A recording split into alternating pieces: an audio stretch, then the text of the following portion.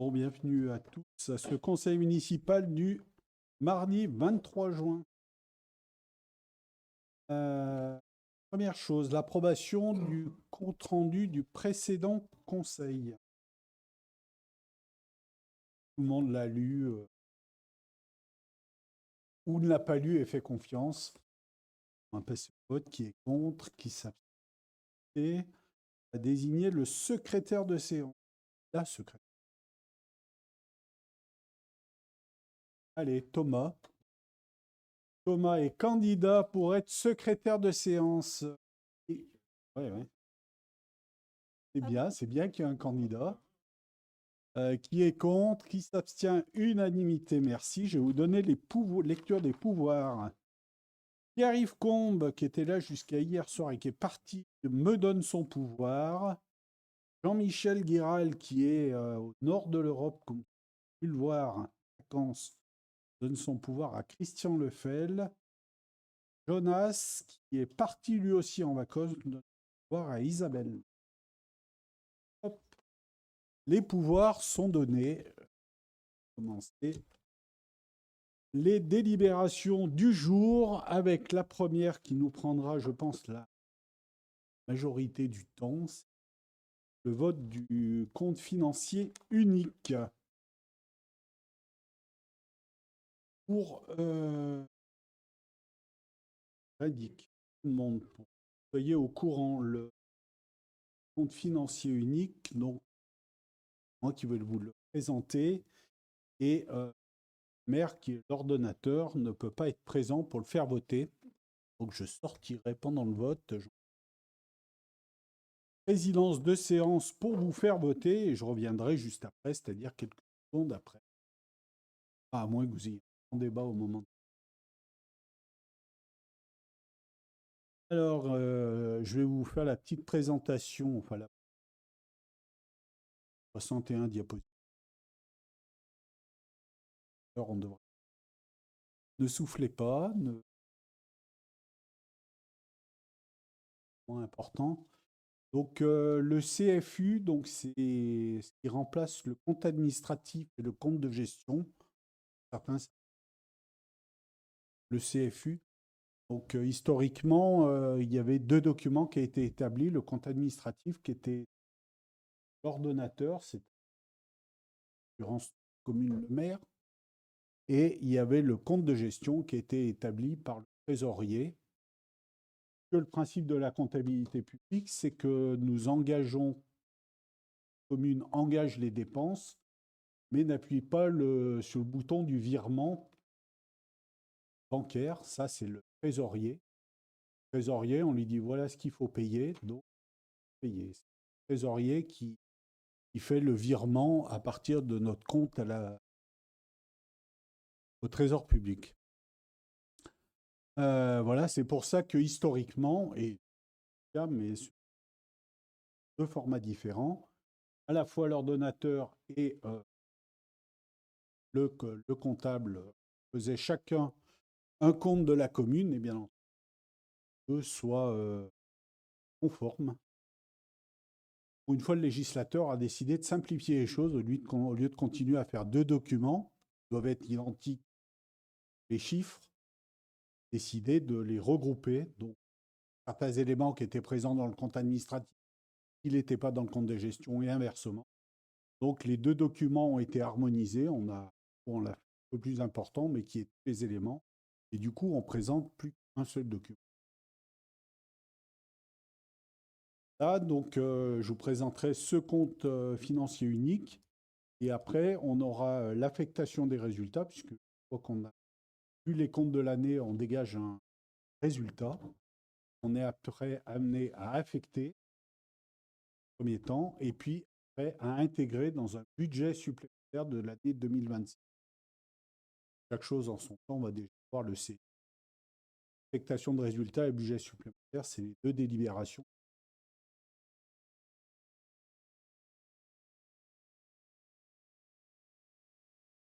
Partie. Donc l'objectif de cette présentation, c'est vous présenter à la fois l'évolution entre le budget primitif de l'année 2025, décembre 2024, avec les décisions modificatives qu'on a été amené à faire en cours d'année 2025, pour ajuster les crédits en fonction des événements qui sont.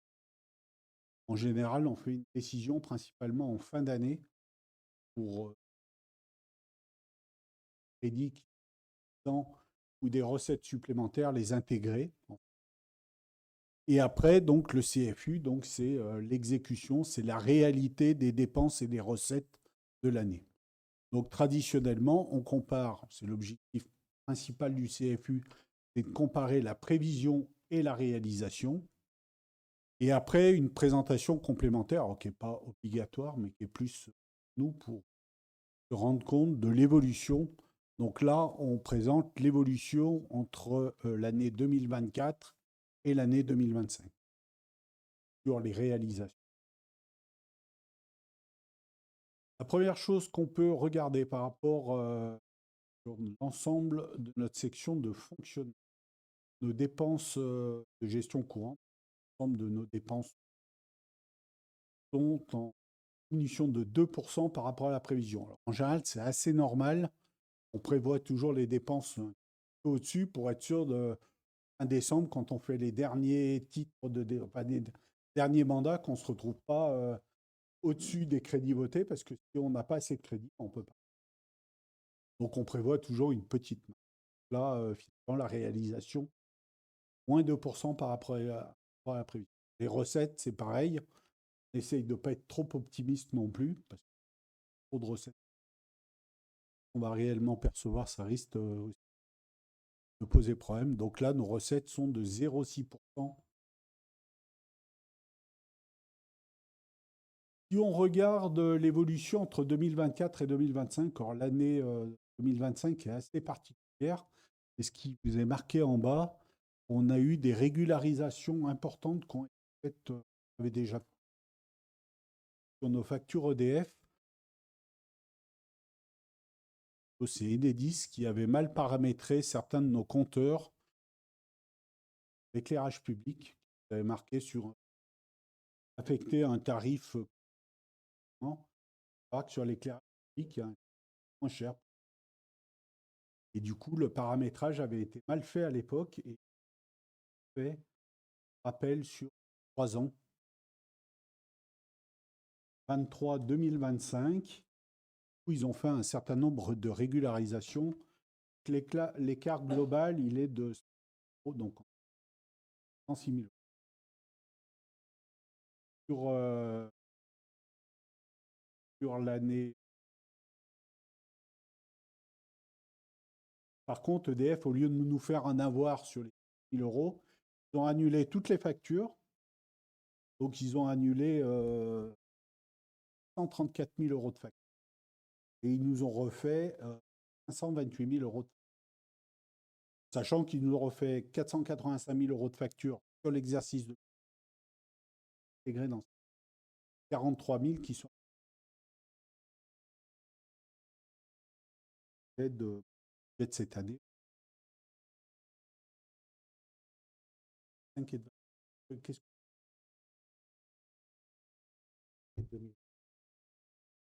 Alors, la régularisation, c'est de 2023 à 2025, 3 ans.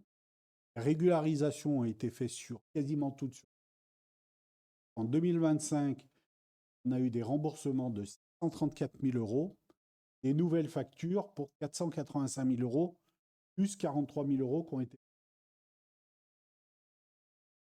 Donc, ce qui fait un delta global de 106 000 euros. Il y a 149 000 euros pour 2025 et moins 40. Donc, tout ça pour dire que l'évolution de nos dépenses et de nos recettes, vous voyez, elles sont en augmentation de 16 et 13%, principalement liées à ça, parce qu'on n'a pas eu sinon de dépenses ou de recettes particulièrement en hausse, pas dans ces proportions. J'espère que j'ai été à peu près clair. Et c'est vrai que ça fausse, les régularisations faites faussent un peu des comptes. Si on vient à nos dépenses, donc il y a 3 catégories principales de dépenses, les charges de personnel, charges à caractère général, donc c'est toutes les dépenses quotidiens qui font fonctionner la commune, et transfert, indemnités, subventions et atténuation, le troisième bloc. Si on regarde l'évolution de nos dépenses, donc,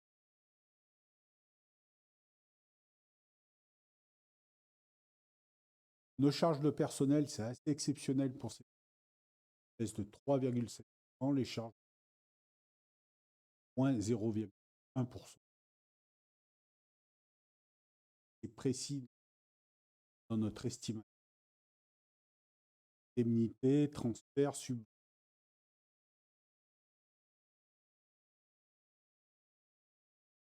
Si on regarde les principales baisses intervenues entre la prévision et la réalisation, dans les achats de prestations de services, de 10%.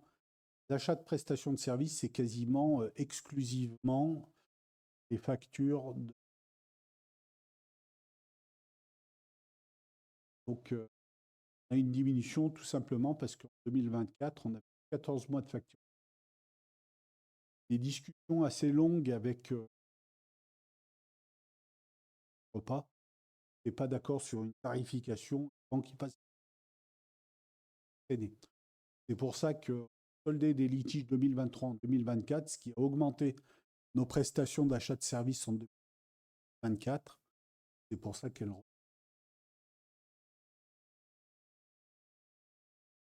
Sur l'entretien des bâtiments, là également, une diminution entre la prévision et la réalisation, en sachant un peu surévaluer, on modifie.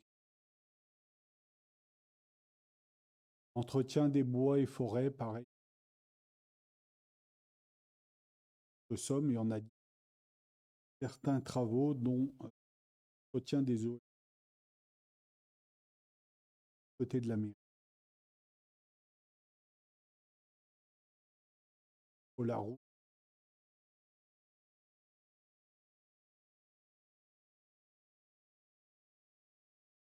Les hausses significatives, donc bien entendu, on retrouve les hausses de l'électricité, donc c'est la prévision et la réalisation, 3 000 euros, correspond peu ou prou remboursement au delta.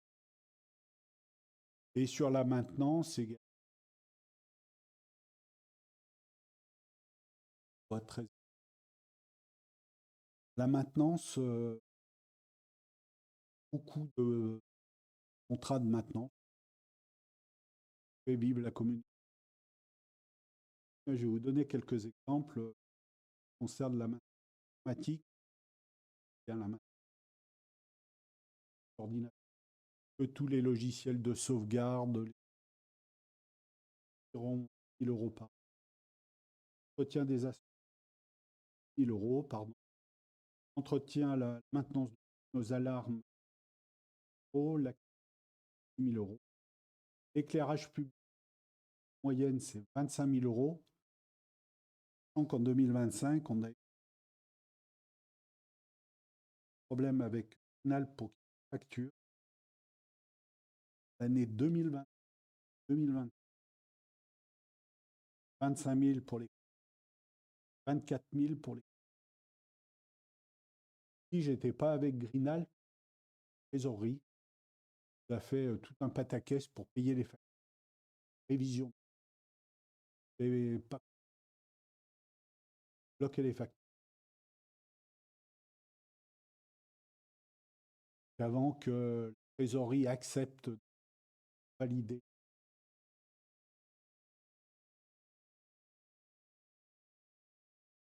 Redélibéré.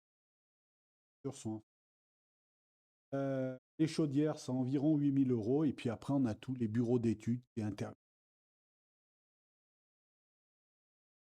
Bâtiment. Voilà quelques exemples que je vous donner derrière.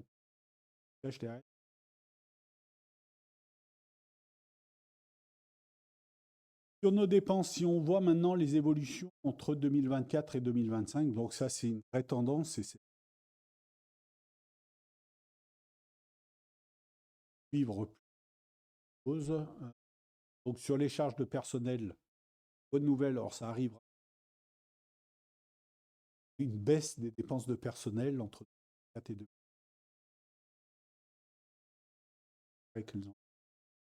Assez rare. Là, les dépenses de personnel, elles augmentent régulièrement avec l'évolution de la en vieillesse technicité, éventuellement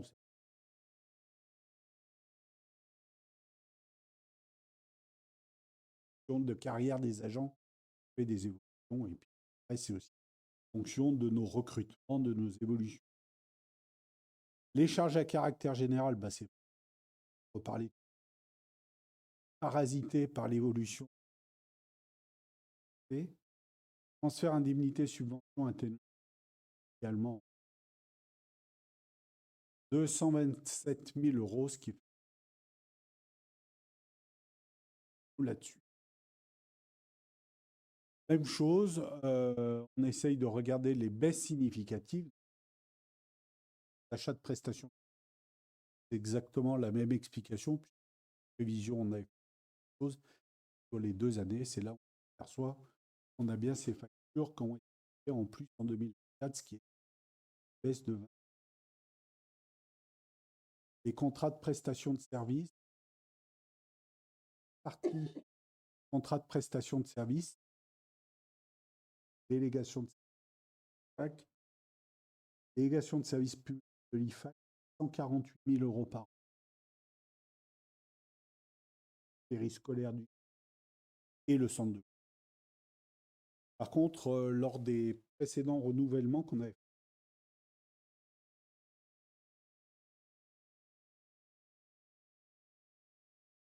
on avait mis en place une clause d'effort.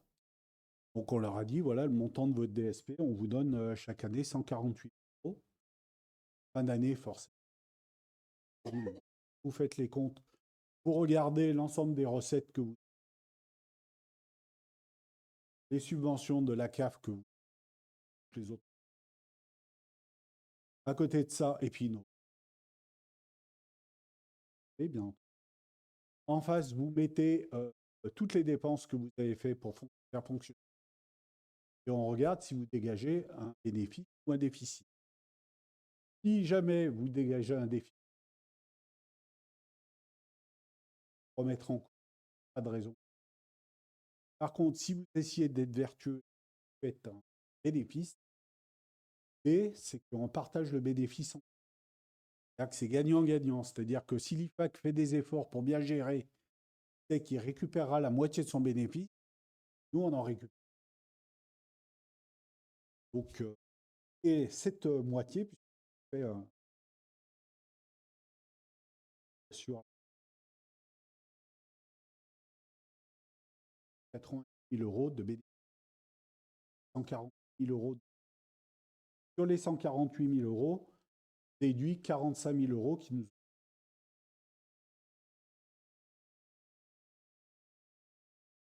Ce qui est prévu dans le contrat. Une bonne nouvelle. Donc c'est pour ça qu'on s'aperçoit, puisque la clause d'effort de l'année dernière était plus forte que celle de l'année. Des raisons pour lesquelles on diminue. Des contrats de prestation de services de 14 000 euros. Les frais de gardiennage sont également en diminution de 60%. C'est le choix. Il y a des économies qu'on voulait engager. Avant, on avait une société qui tous les fermer nos bâtiments, faire une surveillance. Au fur et à mesure, on a des hauts, on a des agents, les utilisateurs, parce que les agents, c'est surtout les utilisateurs, les associés, les parents d'élèves, les enseignants, etc. Il a fermé les bâtiments pour on a supprimé cette prestation. La baisse, elle est 60% en 2000. 0, 12 000 euros d'économie. Et maintenant, surveillance des bâtiments. On avait aussi un souci. On n'était pas toutes les. Et s'il y a des problèmes,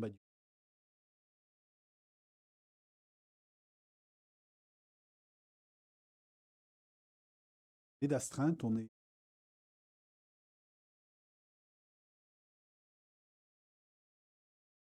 à tour de rôle quand on fait, mais ça permet de faire quasiment 30 000 euros d'économie de la commune.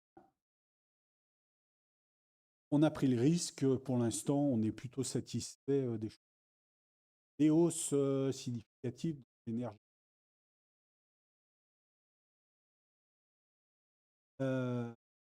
Sur bâtiments publics, on a une augmentation, plusieurs raisons à ça.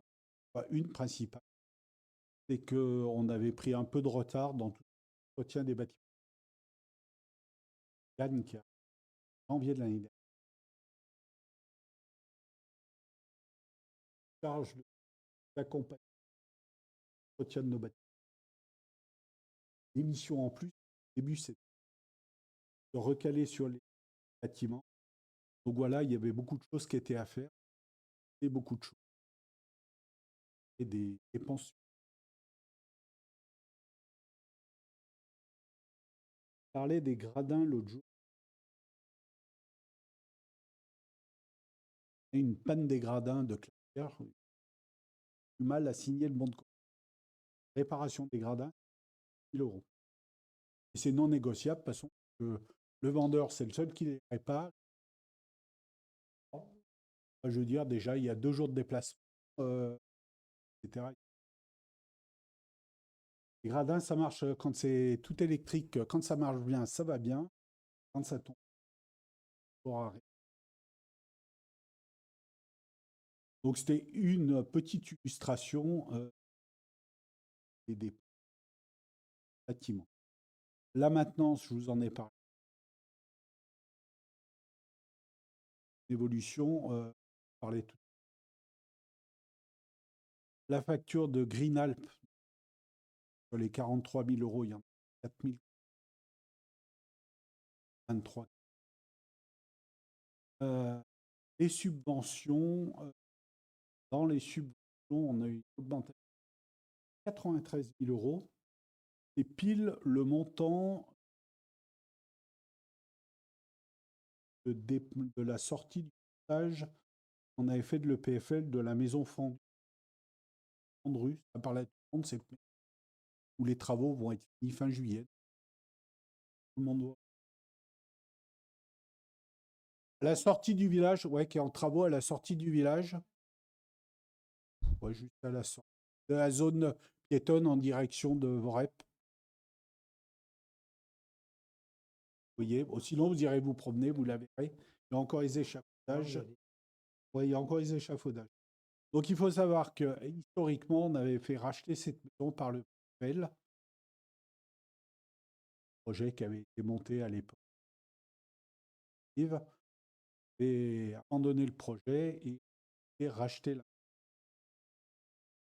pour la revente derrière.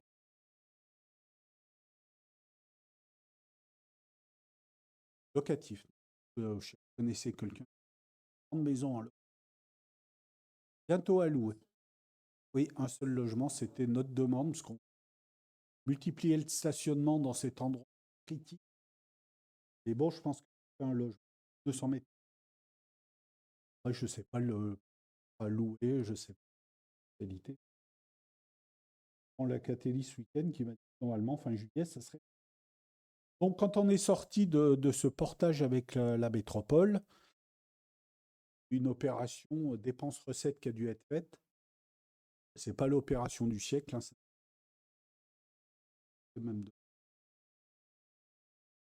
Pour cette sortie, on a une recette de 150 000 euros qui arrive, alors qui n'est pas là, parce que là, 150 000 euros de recettes, et on devait, pour sortir du portage, 93 000 euros à l'EP.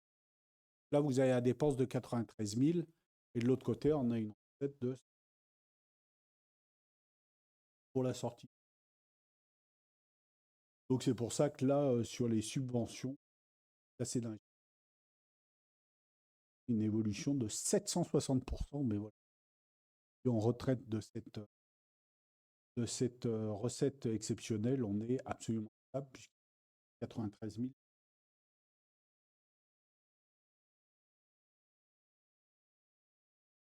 comme je présente chaque année, il est toujours intéressant de voir le coût de certains services. Je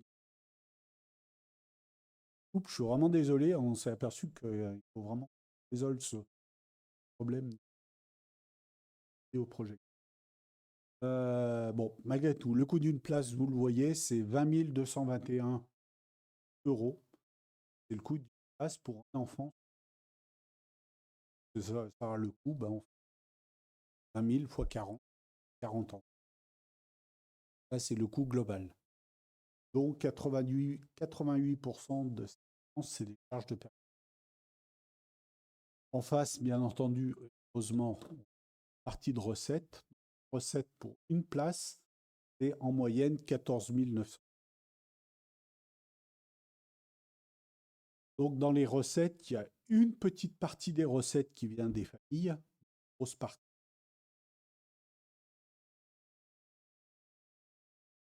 Enfin, principalement de la CAF. Donc, c'est la participation de la CAF qui fait une grosse. Malgré tout, et c'est ce qui est coupé, j'en suis désolé, il y a un coût résiduel puisque 20 000 moins 14 000, c'est précisément 5 320 euros. Donc, c'est le coût résiduel, c'est ce qui reste dans le budget de la commune. Engranger l'ensemble des recettes, une place de crèche nous coûte aux contribuables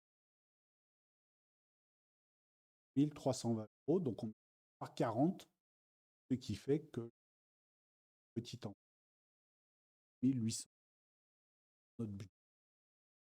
Quand je dis ça, c'est pas du tout pour stigmatiser, dire qu'il faut pas le faire et tout, mais c'est vraiment pour se rendre compte que voilà, nos recettes, elles servent aussi un service public, pas vocation forcément. On a fait le même exercice pour le restaurant scolaire. Donc le coût d'un repas est 9,88 €, dont 60% de charges de personnel. Après, c'est le coût d'achat du repas. Donc. Une recette moyenne pour un repas, c'est 5,34 €, ce qui fait que le coût d'un repas pour la commune, pour la collectivité, on sert 34 000 euros, 34 000 repas par an, ce qui fait un coût résiduel en 2020. C'est pour ça, quand de temps en temps, vous entendez dire cher, mais c'est pas le vrai prix. C'est pas le vrai prix. Il faudrait que les gens payent 9,80 €.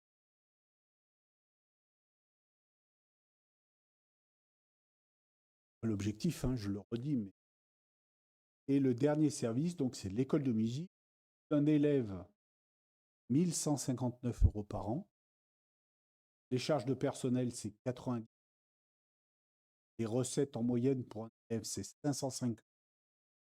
Coût résiduel pour un élève, c'est. Comme on a 145 élèves en 2025, et à 95 000 € pour arrondir. On vous a laissé l'évolution des chiffres dans un gros trou de 2011 et puis. C'est-à-dire qu'en 2011, c'est avant qu'on fasse les travaux de l'école de musique. Pleinement. Donc, depuis qu'on a fait les travaux, et en moyenne.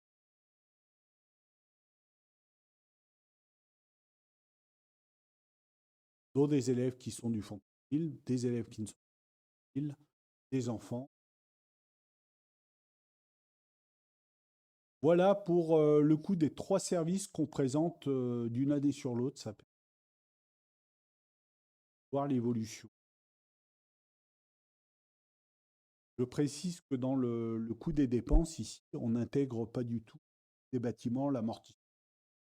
Par exemple, quand on parle de l'école, on ne regarde pas le coût et etc. C'est vraiment le coût direct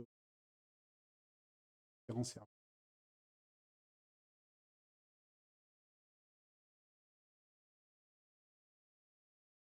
Sur les dépenses de personnel, je vous en parlais tout à l'heure. Donc, évolution 0,72%. Une explication à la première. Sur la première ligne, on essaie de vous le présenter par service administratif. Recruter un anti-heure 2 qui va finir en août.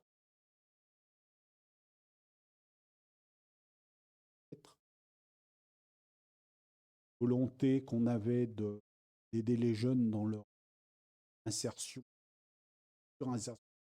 professionnelle, et puis c'était aussi avec un objectif de renforcer RH, de l'ISTRA,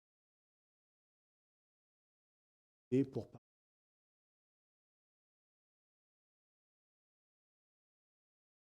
on a évolué également dans cette hausse de 20 € la hausse de NRACL, cotisation retraite des fonctionnaires, a augmenté. Ça a imposé aux collectivités d'augmenter le taux. Ça qui décide, c'est les communes qui. GVT, donc ça veut dire glissement vieillesse technicien. Fonction publique, vous avez une.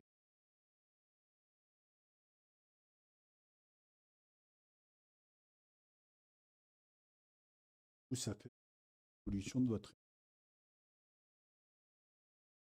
Donc forcément, sur les montants financiers. Le service scolaire, alors c'est pas qu'on avait moins d'enfants cette année 2020, c'est qu'on a eu énormément de difficultés de recrutement et afflux. J'allais dire plutôt en sous-effectif avec différentes choses. De temps en temps, l'entraide d'autres services intervenus actuellement, mais c'est surtout Laurence qui est responsable du service scolaire et que de faire le reste. Heureusement qu'elle était là. On parle souvent du service scolaire.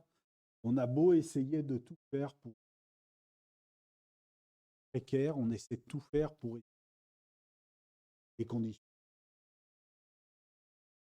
Et tout, soit qu'on a toujours du temps de l'absenté. Donc voilà, on sont toujours pleinement mobilisés pour essayer d'améliorer les choses. Mais c'est pas. Sur l'espace petite enfance, par contre, on avait pris une décision de créer un poste supplémentaire pour pouvoir pallier à ce qui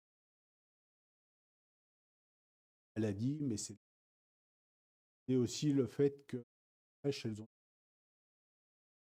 importante, donc elles 4 jours de placement, donc prenait des personnes temporaires pour vous. On s'est aperçu que peut-être que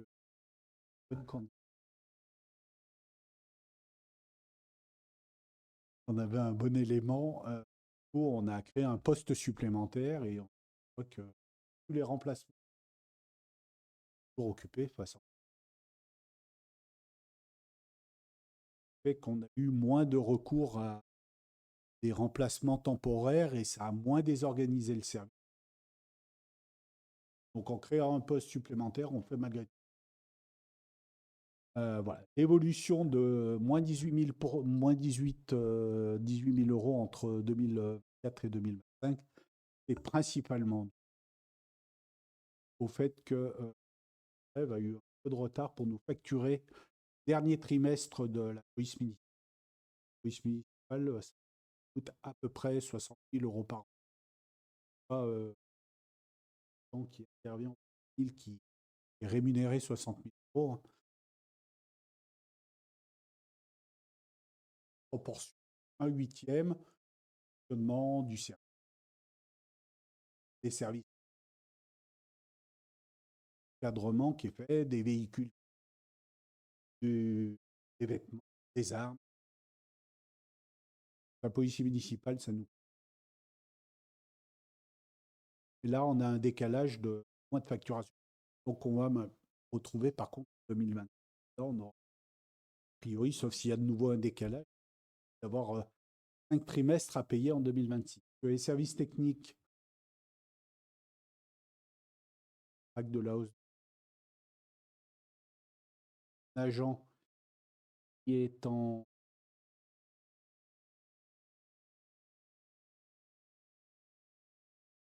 trois ans,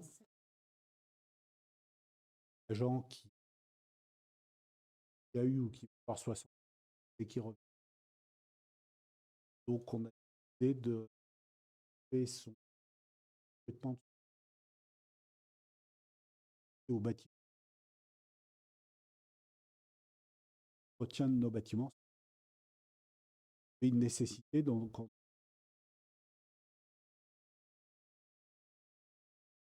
un recrutement par an. Donc voilà, sur la hausse des services techniques, enfin la médiathèque est courant. Ah oui, non, oui.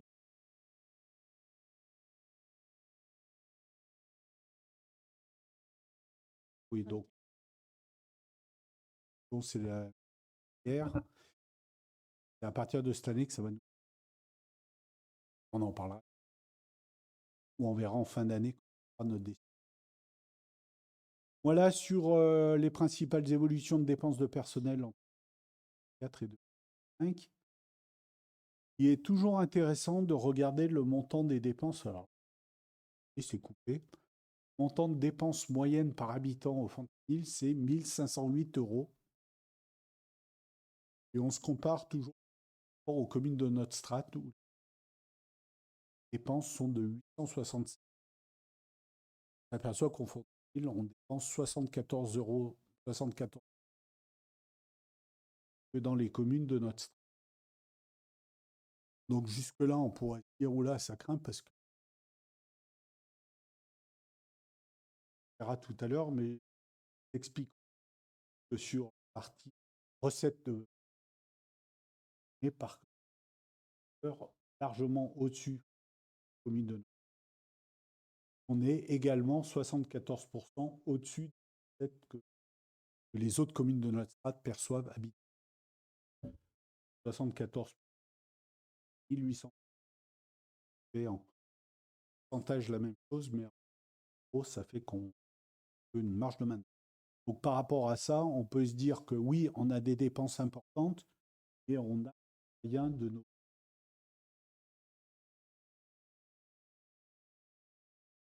formes de l'État. Un petit camembert, parce qu'on aime bien toujours faire des camemberts dans les présentations, répartition de nos trois principales dépenses. Le personnel, 51. Les charges à caractère général, on est à côté.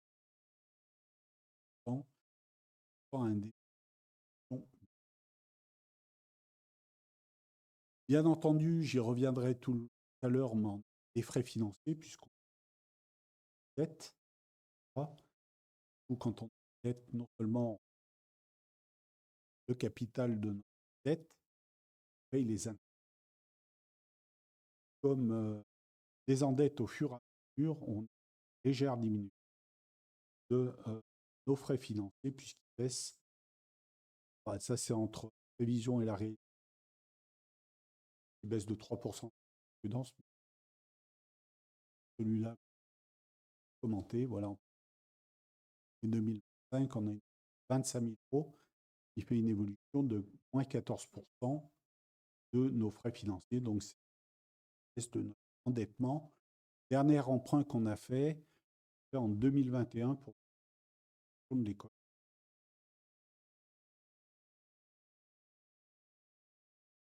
Financer l'extension de l'école qui nous a coûté quasi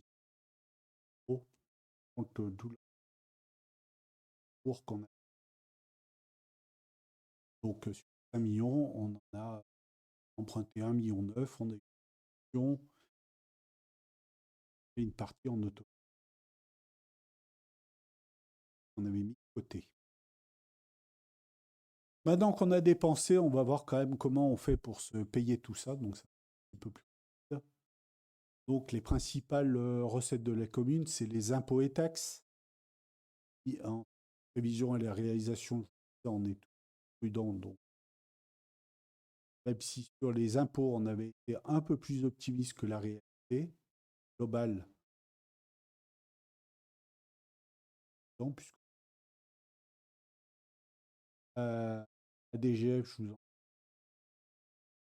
les subventions, qui bonne nouvelle. Entrer dans le détail tout de suite. Ça, c'est entre la prévision et la réalisation, entre l'année 2024 et 2025. Donc là, c'est pareil, vous retrouvez l'évolution de impôts et taxes de 1,5%, ce qui nous fait 60 000 euros, ce qui est modéré, mais la DGF qui baisse de 11 000 euros, qui passe de 11 000 à 0. Clair. Ça, c'est ce que d'autres subventions. Et nous avons les subventions de dotation. Et là, c'est pareil, vous retrouvez les fameuses recettes qui viennent de demande d'EDF qui il faut se compléter. On a eu 4 000 euros de malgré une évolution, mais qui est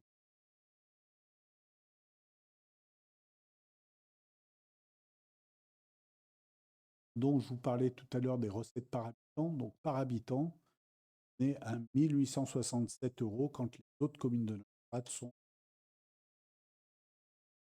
74.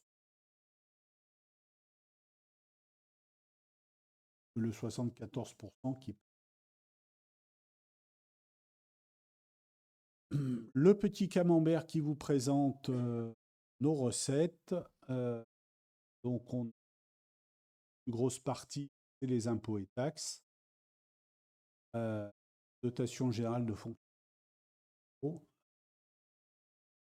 et 37% qui viennent des recettes et plus toujours de EDF. Les impôts locaux, entre la prévision et réalisation, là on avait un petit peu optimiste. En général, ça ne arrive pas. Ce qu'on pensait toucher et ce qu'on a eu, on a eu 27, 1,6. Je rappelle tout le temps, et c'est un que vous l'ayez à l'esprit, mais je pense. Quand on parle de l'évolution des impôts, c'est sans augmentation des taux, puisque nos taux n'ont pas augmenté depuis 16 ans. 2009, pas augmenté les taux communaux. Feuille d'imposition, le taux communal n'a pas évolué. Vous prenez toute feuille d'impôt, vous avez des choses qui ont changé. Il y a la part départementale qui était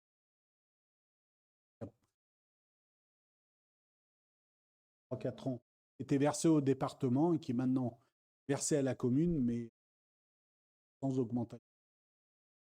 Que la part du département.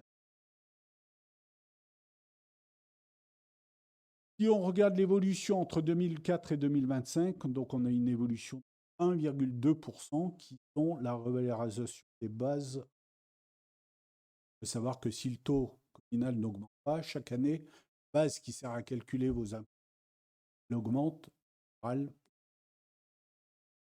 donc le montant pris en.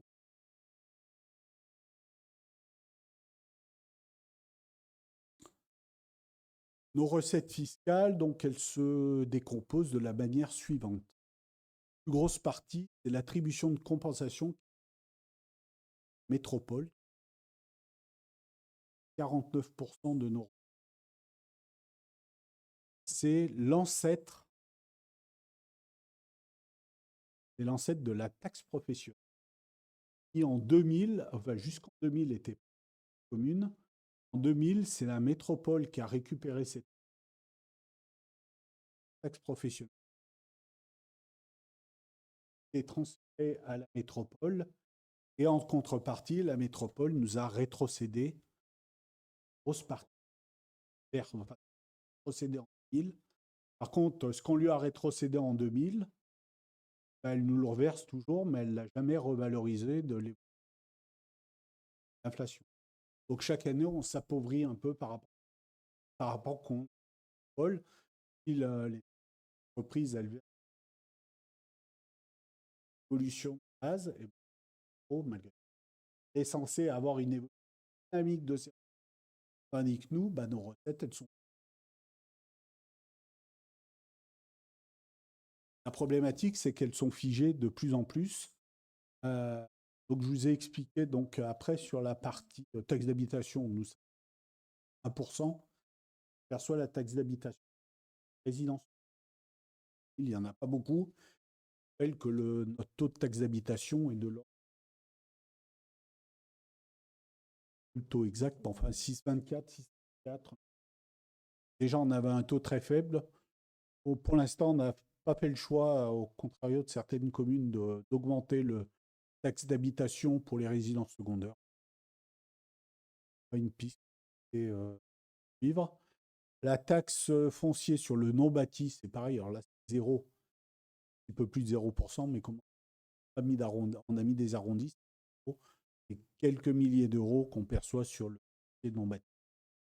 Et après, le plus gros, c'est la taxe foncière sur les ménages qui représente 30% et sur les entreprises qui représentent. Je vous ai dit que quand on veut faire simple, on ne sait pas faire en France finalement.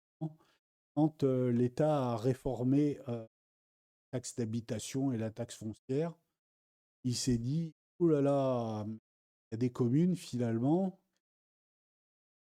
qui vont percevoir de l'argent et puis d'autres qui vont en percevoir un peu moins. Donc ils ont mis encore un nouveau mécanisme sur la droite, finalement, pour s'assurer qu'on n'a pas trop d'évolution de nos recettes, qu'on a récupéré la taxe foncière départementale. Ils se sont dit, oula, le fentanyl, comme ils ont beaucoup d'entreprises, ils vont avoir beaucoup de recettes supplémentaires. Donc non, non, non, absolument pas possible. Donc ils demandent au fentanyl de reverser 655 788 euros à l'État. Enfin, ça les prélève direct. Mais en contrepartie, ils disent, bon, il ne faut pas non plus qu'ils perdent trop d'argent, donc on reverse une partie. Ils nous en reversent généreusement 588 000 euros.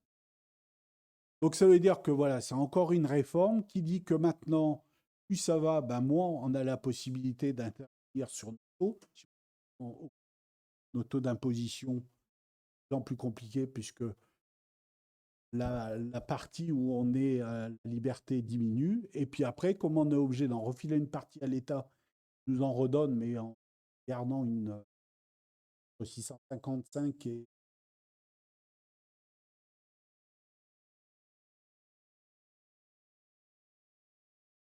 Mais c'est ça qui est compliqué, c'est qu'il y a toujours des passerelles. On vous dit qu'on vous compense, on pense au début, puis après on t'en donne moins. Peut-être que l'année prochaine, on s'apercevra qu'on en a 160, puis qu'ils nous en donnent 30 plus que 550, parce qu'ils ont dans l'année 2026. Donc on verra que l'année prochaine, beaucoup moins favorable, même si au final, ils ont première loi de finances et la dernière, ils ont temporisé un peu, et on s'apercevra que les compensations, la flèche retour, elle est moins forte. Et puis ça va continuer comme ça. Comme on voit que sur la partie gauche de l'attribution de compensation de la métro, c'est stable, ben on se dit, nos recettes, c'est quand même de plus en plus compliqué de les faire évoluer. Bon, je ne veux pas faire du catastrophisme. Ben, il faut en avoir conscience que c'est plus difficile. Quand on gère, quand on gère nos communes, de se faire avec de moins en moins de degrés de liberté et de charges qui nous arrivent, qui nous l'évolution de la cotisation sur retraite, ben, dépenses supplémentaires pour les causes sont. Les recettes et compensations fiscales, donc là, prévision. Par contre, si on regarde l'évolution 2024-2025, 2025, on a une évolution. 38 000 euros, donc c'est plutôt une bonne nouvelle, ce qui fait une augmentation de 25%, qui est liée au FPIC. Tout le monde. C'est le fonds de péréquation des ressources intercommunales. Encore un truc de la France. Donc, l'objectif, bon, c'était moins parti d'une bonne intention, mais c'est-à-dire qu'en France, il y a des intercommunalités qui sont plus riches que d'autres et il y en a qui sont moins riches que d'autres. Le mécanisme qu'ils avaient mis en place à l'époque, c'était de dire bah, les intercommunalités les plus riches, comme vous avez vraiment beaucoup d'argent, vous allez en donner aux plus pauvres. Et puis comme ça, les plus pauvres, bah, vous avez d'argent.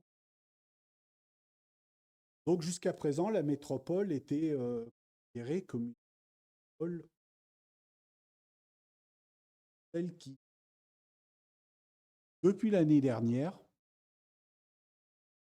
peu inquiétant malgré tout, n'en est plus une métropole aussi riche. On tendance à s'appauvrir, que maintenant, au lieu de donner de l'argent, on reçoit un peu.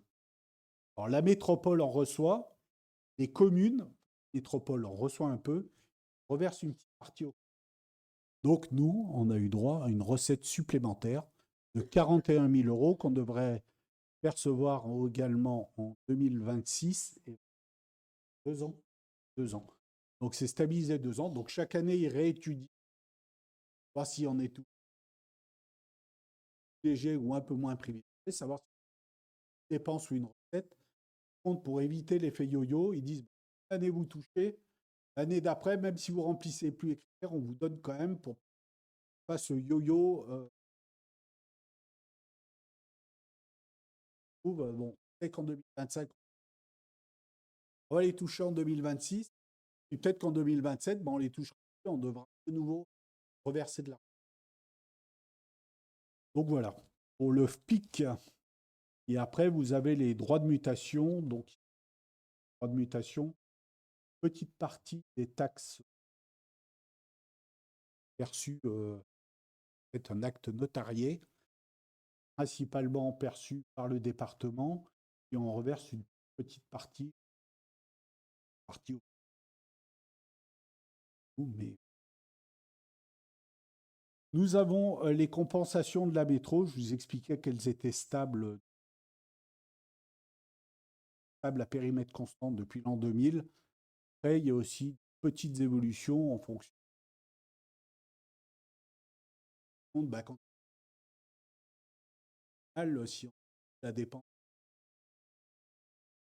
Donc, quand la métro reprend des compétences au quotidien, elle baisse leur. Ça, là, en l'occurrence, on remonte légèrement. Lors d'un dernier transfert, on avait calé la le pas de grand entre deux. Donc ça, c'est les fameux 49% de nos recettes fiscales qu'on. Nous avons la dotation générale de fonctionnement. Alors ça, c'est le graphique. Une dotation qui était versée historiquement par l'État pour aider les communes à une ville, par exemple. Et pour le coup, ça, et à l'époque, ça nous versait une somme rémunérée pour les missions qu'on fait pour lui. Donc, l'ami Hollande a décidé de supprimer tout ça. Donc, fait progressivement. Après, ça a carrément disparu. Pour le Fontanil, ça a non seulement disparu, ça s'est traduit par un montant négatif. C'est-à-dire qu'avant, on touchait. Non, on reverse depuis plusieurs années 43 000 euros. Donc avant, on touchait quasiment 250 000 euros. Non seulement on touche 250 000 euros, on reverse 43 000 euros. Et comme l'État, et ça c'était pour contribuer au redressement des finances. Ça, vous avez tous vu dans les médias que les finances publiques se sont largement améliorées depuis que toutes les communes, beaucoup de communes contribuent, on s'aperçoit que de toute façon, faut leur donner de l'argent, ils n'ont jamais assez.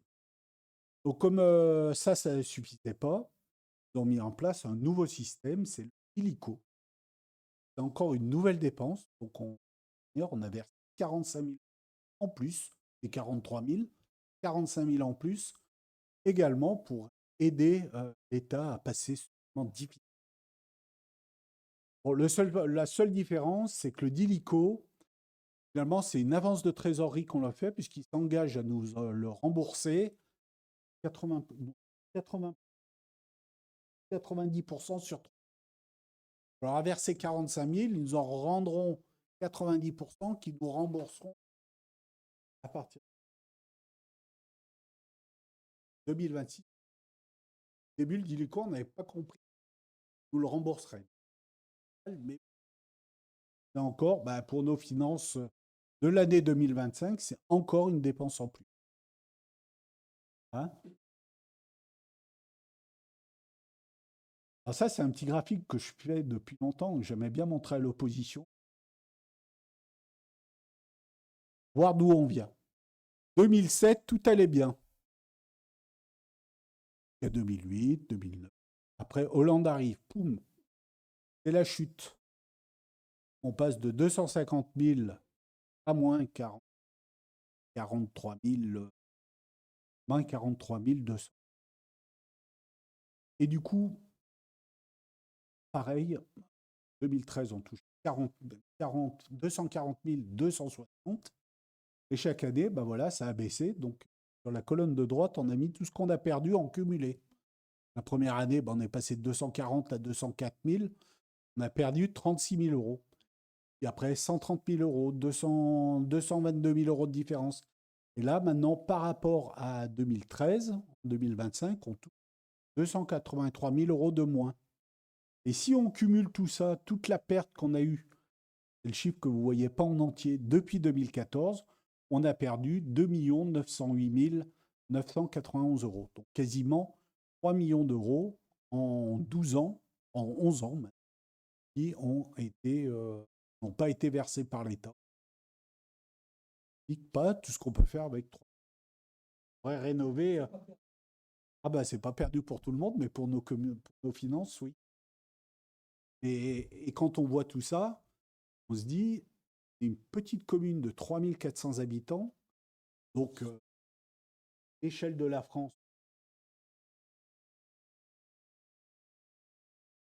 commune riche, c'est une commune qui a encore de la DGF, mais malgré tout, on peut se dire comme ça, et c'est pour tout le monde, alors, même proportion, mais il faut se dire, l'État, il a quand même si il arrive à faire 3 millions d'économies 11 ans, celle de la France, en fait des dépenses non faites par l'État en direction des collectivités, et pour autant, on n'a pas que les finances que l'emploi. Donc c'est pour ça qu'il ne faut pas être pessimiste, mais très optimiste sur. Voilà. Subventions, dotations et recettes liées aux services rendus. Donc, la prévision, elle arrive un peu haute. Prudence. Se rendre compte que les redevances de la crèche, donc ça, c'est participation versée par les familles. 160 en évolution. 2 000 euros prévision. Et qui est reversé par la CAF, la crèche, pour l'aide assistée, 424 000 euros. Donc, dans les remboursements divers, vous avez toujours recette EDF qui rappelle 634 euros sur les. Ce qui est intéressant, c'est de voir l'évolution de ces mêmes et recettes une année sur l'autre, donc entre 2024 et 2025. Si on neutralise toujours cette recette EDF, on a remboursement de personnel, assurance couvre notre personnel quand il y a un certain partie du. Après, nous avons valorisé ou pas des CEE, dernier E, 5 000 euros. Ça, c'est quand on fait des investissements, économies, valorise et revend nos certificats d'économie d'énergie monnayés et de l'ALEC. Les redevances de la crèche, donc participent 169 000 euros, 13% 2024. Donc il faut savoir que le payer le prix à la crèche en fonction de votre quotient familial. Les familles n'ont pas le même quotient. Et la structure de la crèche sur une autre peut faire de la typologie. Et donc c'est ça qui crée la. En général, on dépend de la crèche, on essaye toujours d'avoir un nombre d'enfants. Là qui sont on essaie tant que possible. Famille qui doit être recettes, on essaie de toujours les optimiser. L'évolution, elle est plus. La CAF également.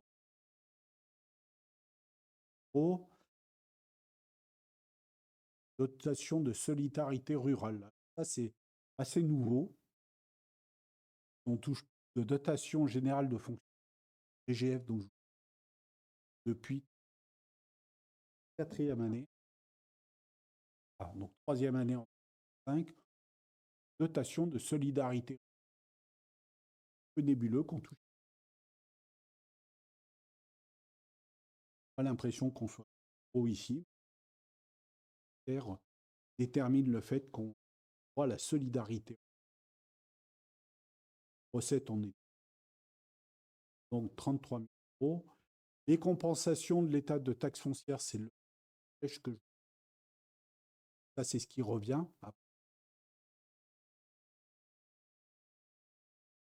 En évolution. Participation du département, donc très important. Peu d'aide du département. Fonctionnement au quotidien, et le département a réorienté ses aides et la crèche. Petite aide sur la crèche, sur la médiathèque et là où on attend le département.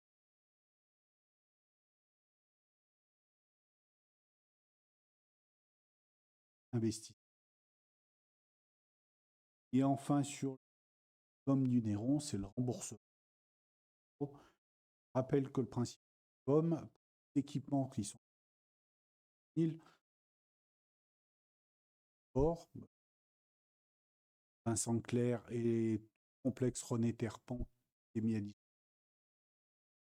disposition. C'est-à-dire le terrain de foot et vestiaires qui sont derrière la salle. Là, c'est nous qui engageons les dépenses.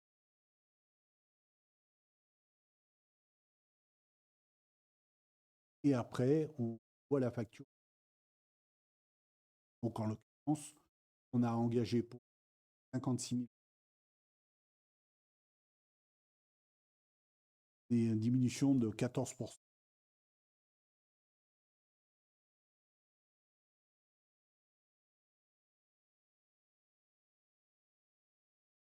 Les recettes exceptionnelles. Donc, on a eu des recettes exceptionnelles importantes. 24, principalement par 2 ventes qu'on a fait. On a vendu une parcelle dans la zone d'activité pour ça. Une parcelle, on ne savait même pas quelle était. Et questionné. Donc, c'est une parcelle qui est la rue des 4 CT. Renault Truck.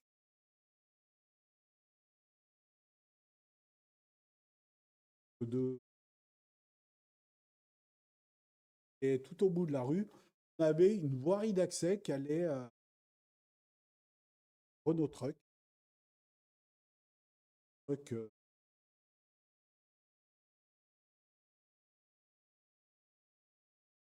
Deuxième saut, on a creusé un peu la partie.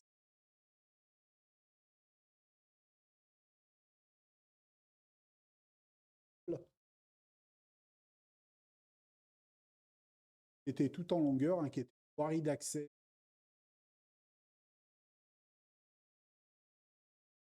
Et on a également vendu Cartier. Là, maintenant, vous avez rendu, donc on l'a fait un moment,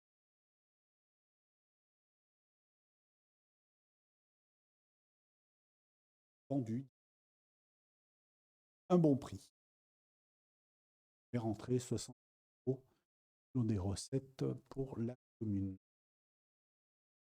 Voilà sur la partie de fonctionnement. Donc, une fois qu'on a vu ici, on a vu l'ensemble de nos dépenses et de nos recettes. Quand on fait la différence entre nos dépenses et nos recettes dont je viens de vous parler, on dégage une épargne de gestion. Épargne de gestion, plusieurs vocations.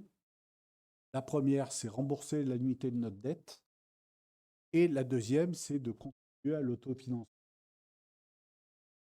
Donc ici, on voit l'évolution entre 2024 et 2025, l'évolution de l'épargne de gestion plutôt dans le bon sens, 7%. Donc 1 304 000 €. La ligne qui est en dessous, je ne vais pas spécialement vous en parler, c'est la dette récupérable de un métro. Recette supplémentaire qu'on va percevoir encore quelques années. C'est lié au transfert de la compétence voirie où il y a un mécanisme qui est en place sur une dizaine d'années. Après, on rembourse la fameuse annuité de notre dette. Et la bonne nouvelle, comme vous voyez ici, diminution, dette vieillie. Donc, tout 2025, 770 €. L'unité de la dette, c'est à la fois le remboursement du capital et les et tout à l'heure, qui nous permet d'avoir une épargne nette de 640 €. Ça, c'est l'argent qu'on dégage pour contribuer à nos investissements, plus de certaines autres recettes qu'on peut. Quand on a une épargne nette, c'est un peu plus marge de manœuvre pour pouvoir investir. Nos fameux investissements. Donc, l'investissement, il y a toujours une grosse différence entre votre budget et ce qu'on arrive réellement à faire dans les. Donc, fin décembre, même si les travaux sont quasiment finis, mais quand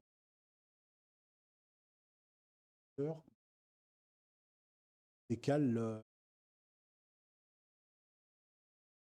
Donc, on avait prévu 2 303 000 € de dépenses. On en a réalisé finalement 1,3 million €,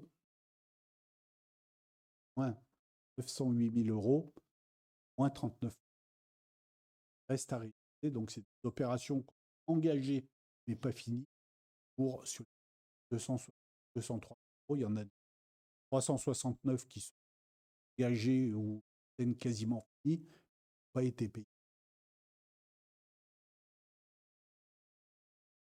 On avait aussi volontairement présentation de la décision modificative de fin d'année dernière, voulu mettre aussi un peu d'argent de côté, nouveau mandat, et du coup on avait coupé un peu, et pas tout, et sur les volontés qu'on a eu de mettre de côté, donc en gonflant un peu mais comment augmenter. Si on regarde l'évolution entre 2024 et 2025, 680 000 en 4, année assez faible puisqu'on venait de finir l'école et on a 2025, on remonte, hein, 104% pour revenir. Quelques éléments qui ont été faits, moins d'avoir rien. Tout de suite, tout d'abord pour nos enfants, avec la réfection du couloir de l'élémentaire. Donc, vous voyez ici, on a mis des patères et on a mis des bancs. Alors, sur la photo, c'est pas la dernière photo. Vous avez encore des vieux bancs provisoires qu'on a mis. Maintenant, il y a des bancs comme sur la gauche où ils peuvent poser leur petit en leur. Donc voilà, on a refait tous les couloirs, on n'a pas refait le sol, on le fera dans un deuxième temps. Comment on fait ça pendant passerait pas uniquement pendant refait. Donc le plafond, on a changé toutes les dalles de plafond, on a mis LED, fait toute la mur et des portes. On a refait encore une fois les sanitaires de l'école maternelle. 7 millions. 7 000 euros, pardon. Le terrain multisport, donc l'aménagement de l'école avec le basket qui a été photo de basket et le fin d'année 1000 euros, différents travaux dans le groupe 1000 euros, du moto 1500 euros, l'informatique que chaque année on multi-accueil 4500 plus petit, les instruments de musique en chaque année 1000 euros et les travaux de Clarter, donc ça mis en plan de rénovation de Clarter sur 3 années qui s'est 2025 relancé 1 000.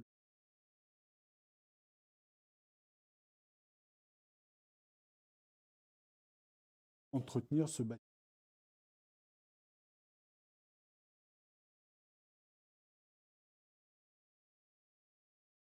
Ça va.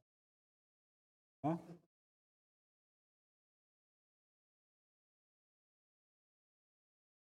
avoir 20 ans. Investissement 2025, remontant de le fameux multi-activité 350. Sur la photo du stade, là où ils sont vraiment dans le sable, qu'on a pris quasiment le jour de l'inauguration, même le jour de l'inauguration. On a émis beaucoup de sable depuis. Au début, ça faisait, ouais, on avait l'impression presque de faire du beach foot. Ouais. Voilà, bon, terrain multi-activité, je pense. L'ensemble de l'espace qui a été construit, je pense, monstre autour du monde. Bon, je rappelle que il y a une possibilité d'évolution du secteur. On va deux sujets qu'on fera. Est-ce qu'on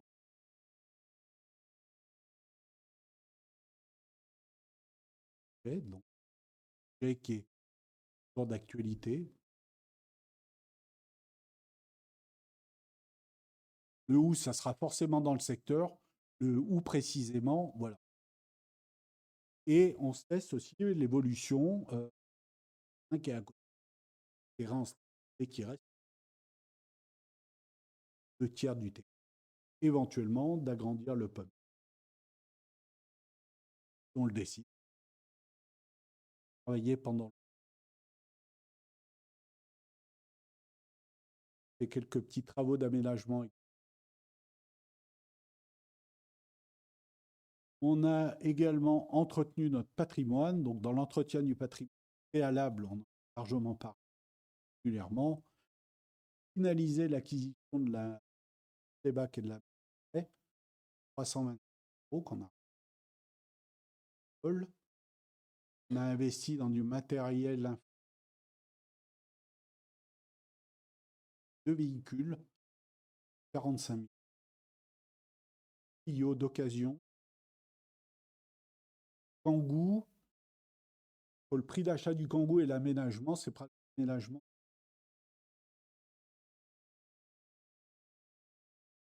Aménagé, bâtiment. On a installé les fameux défibrillateurs extérieurs qui étaient attendus depuis deux qui ont été. Presque le lavoir, les expos. Et des petits travaux dans l'ensemble de nos.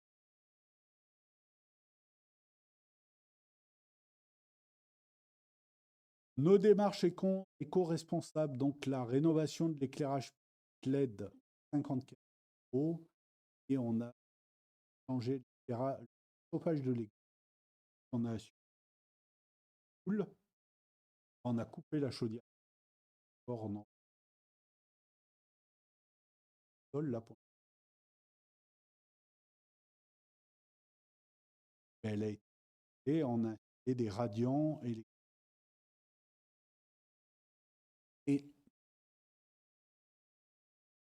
l'avantage des radiants, c'est que ça.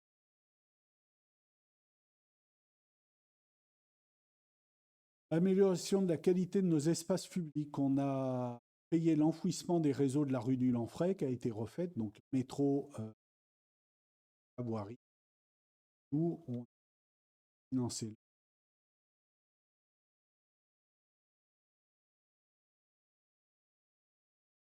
On a payé avec beaucoup de retard. Place de la Fontaine, parce que la place de la Fontaine, Paul en a payé encore.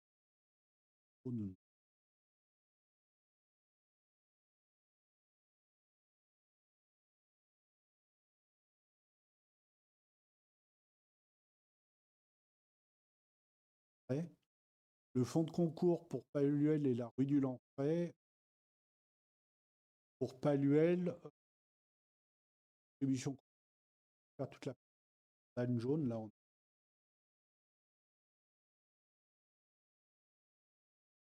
a un fonds de concours.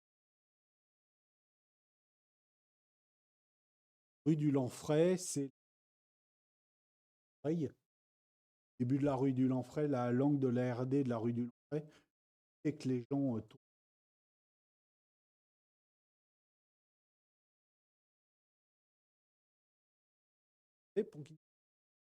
Donc là, c'est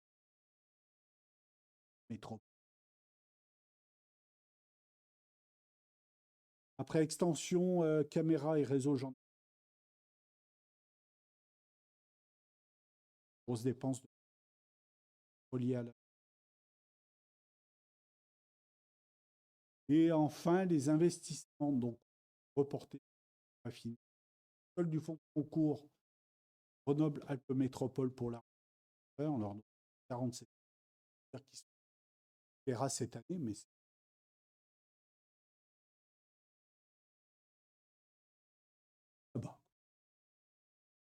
différents travaux d'aménagement de l'espace public, 5 000 € qu'on n'a pas le temps de finir. Et fait une extension, fait une étude.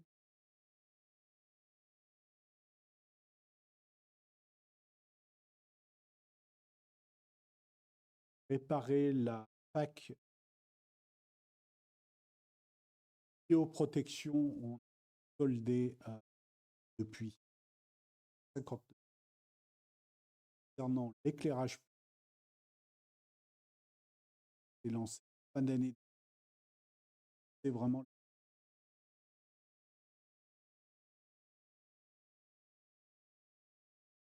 172 000 € pour l'éclairage.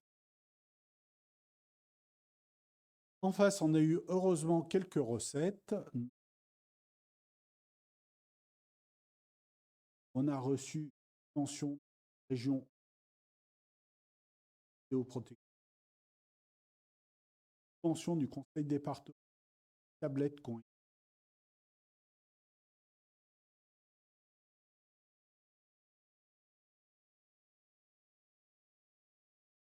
au financement de la commune. solde de la rénovation de Clartière, on a touché également une département des menuiseries Paul Matériel, 28 000. Et on a eu un acompte du département et de 5. Pour ça, je vous disais, sur le fonctionnement, le département ne nous aide pas beaucoup, mais sur la partie investissement, il faut avoir le nouveau dispositif lié au présenté avec les nouvelles orientations du département, mais le président continue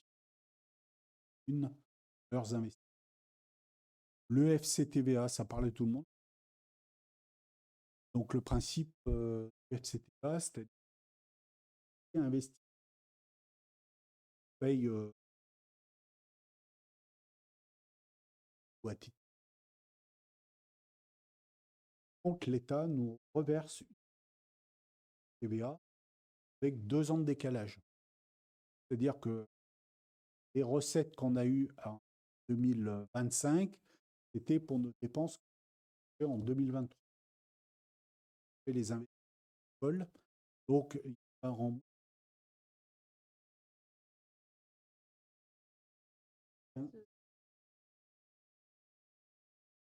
Donc on paye 20% de TVA, 16, partie, 2 ans après. À intégrer aussi, et un dédié à l'État, une partie. Donc pour l'année, puisque c'est sur les 340 €, et la fameuse sortie du portage de l'EPFL dont je vous parlais tout à l'heure. On a une recette de 150 € et tout à l'heure 93 000 €. On a également des recettes qu'on aurait pu percevoir en 2025 qu'on n'a pas perdu. Donc c'est la subvention de l'État de 184 000 € qu'on a perçu. Je vous rappelle que c'est des travaux de l'école en 2024, donc on l'a. Et les travaux de Clartière, de la CAF, là c'est pareil, c'est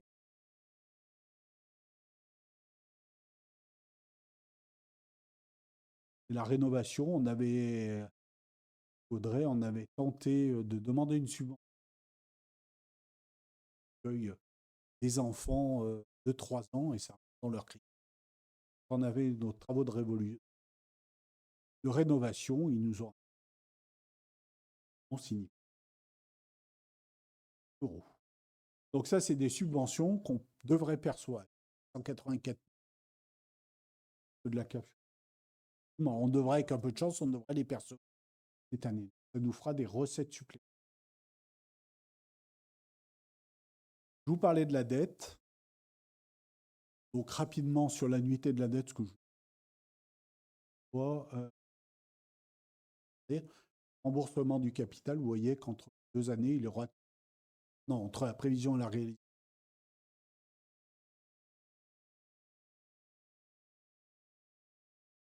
Remboursement en capital.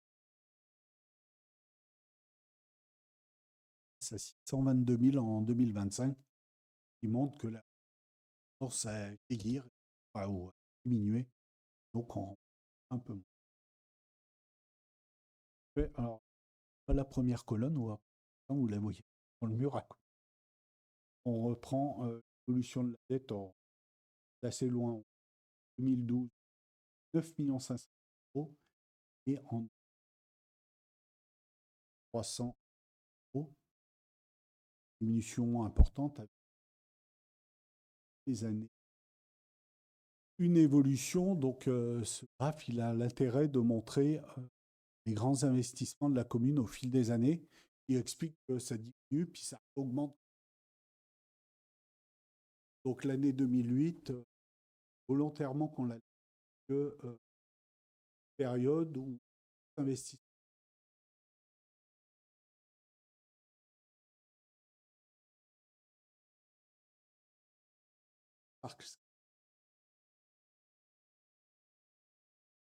voilà,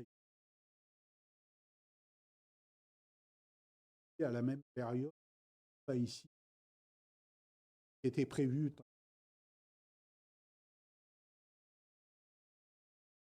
En fait, avec Jean-Louis. Ah, puis Richard aussi, comeback, donc était là lors du. Moi, j'ai été fait la livraison. Et voilà. Donc, Clartière, ça a été l'euro. En même temps, ils avaient lancé la rénovation de la rue du Rafour. Bien le dessus, que le dessous. L'ensemble du réaménagement était fait. 2014-2015, on avait racheté le bâtiment via le Jolibois. Je ne parle pas à tout le monde, c'est le bâtiment où il y a le boucher, l'esthéticienne, et c'est tout le pan là qui avait été racheté et sur lequel on a fait des travaux avant de rendre au propriétaire que le salon d'esthétique et tout le reste. Mais à l'époque, on avait fait des emprunts pour l'achat du bâtiment, les travaux. L'étape d'après, c'est la construction de l'espace Jean-Yves Piaget. Donc, après, nous avons eu le multi-accueil qui a été livré en 2019. Après, nous avons l'extension de l'école dont je vous tout à l'heure avec. Donc, vous voyez, on voit que les pics des années, mais malgré tout, de notre tel que l'engagement du précédent mandat baissé sur 2020 à 2020, 30% de notre puisqu'on rappelle que pour ce mandat, on a baissé notre plutôt de le maintenir. Et il va le baisser, c'est mieux. Bien quand même de plus en plus difficile, vu tout ce que je vous ai dit sur la baisse de nos recettes, sur le fait que c'est difficile. Donc, pour garder des chances faire, un prix d'engagement dans notre entier pas tenable. Et plus prudent, reprendre. Voilà, je vous ai presque tout dit. Donc, on arrive à la synthèse des résultats.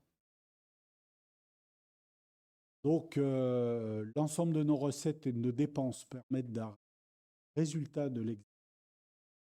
Le résultat de l'exercice 2025, excédent de 804 000 euros.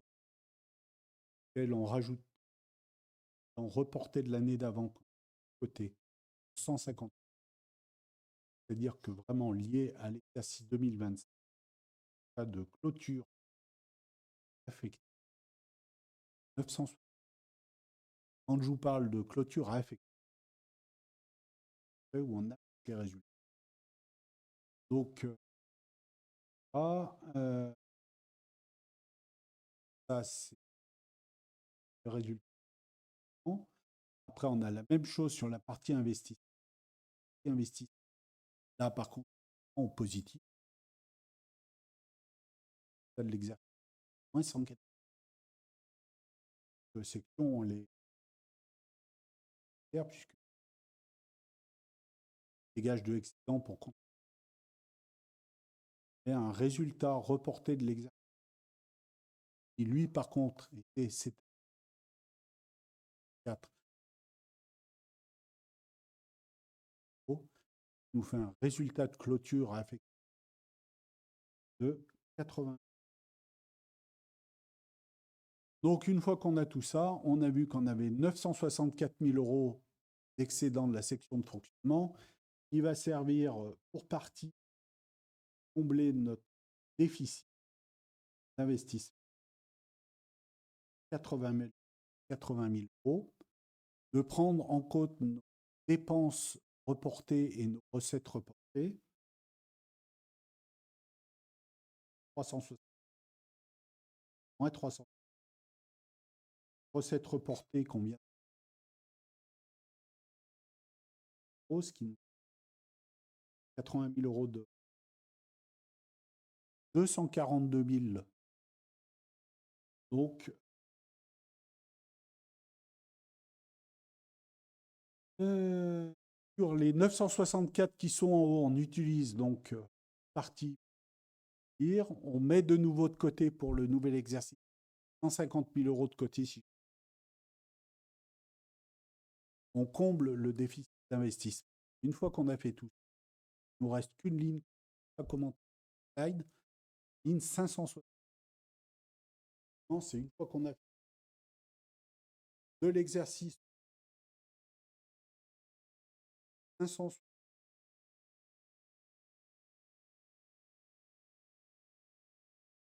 Donc c'est ajouté à ce qu'on.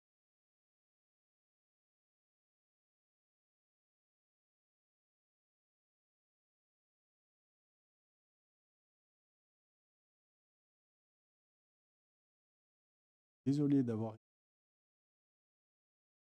et d'être un peu plus. Première fois, j'essaie. Malgré myriade de chiffres où je n'ai pas perdu complètement, j'imagine. Est-ce que vous aviez des.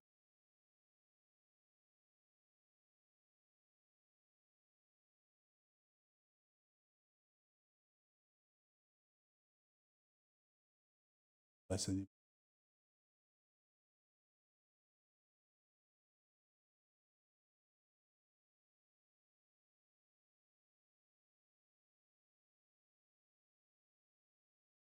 pas linéaire. Au 20%.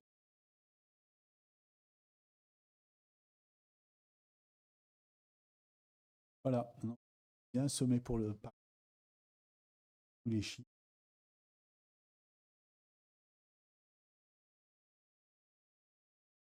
Bien sûr.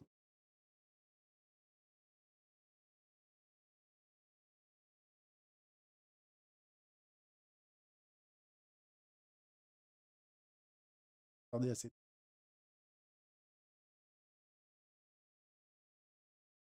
Pour vous projeter les libéraux.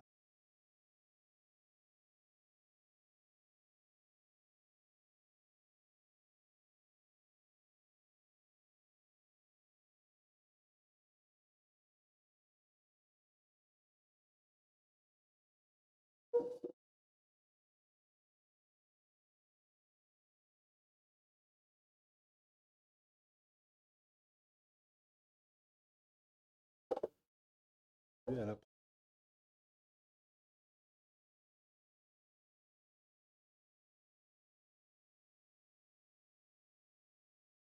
laissez là. Prendre l'esquimau.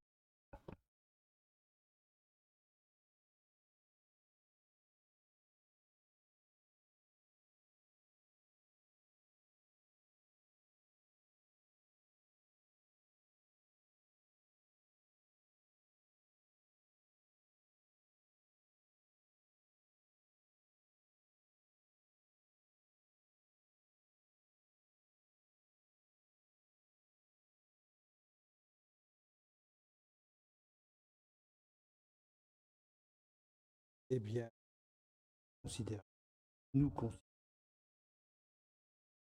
monsieur le maire, et que le conseil municipal est élu pour assurer. Donc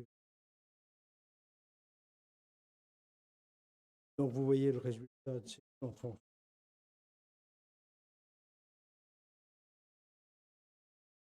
On a vu assez des. Donc le résultat de sera affecté à plus de 900. Et dans la et à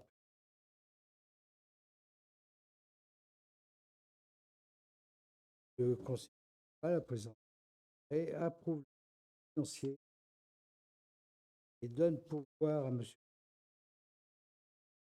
nécessaire à l'exécution de la présente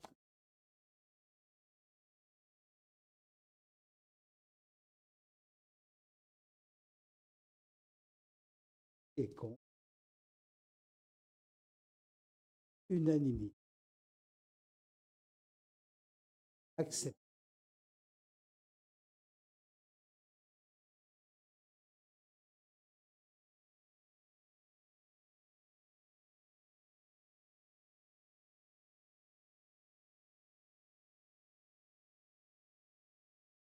Donc la délibération suivante est l'affectation des résultats. Donc je ne vais pas vous faire l'affront de tout vous relire, puisque ça reprend, sauf si vous avez.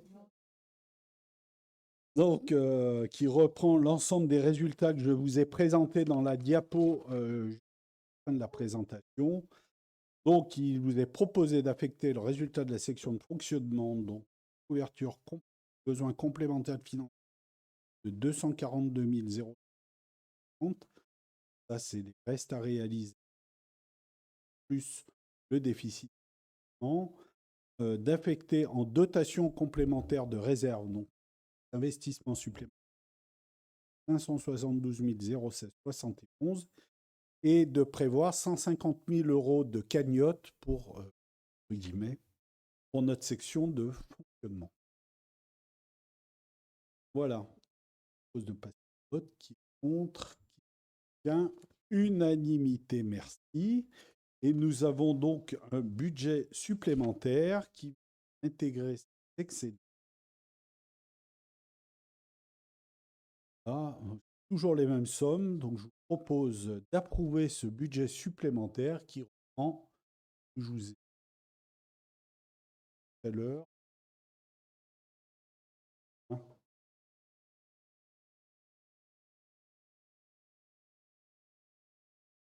avec.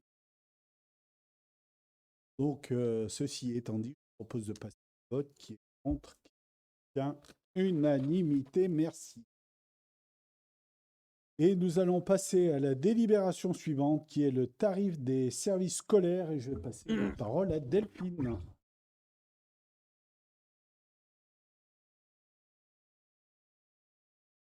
Donc,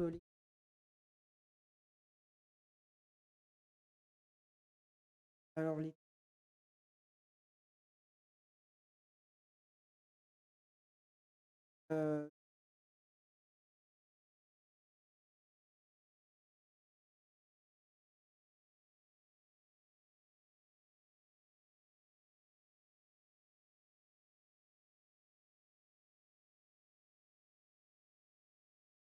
et pour le coefficient 5,60 et pour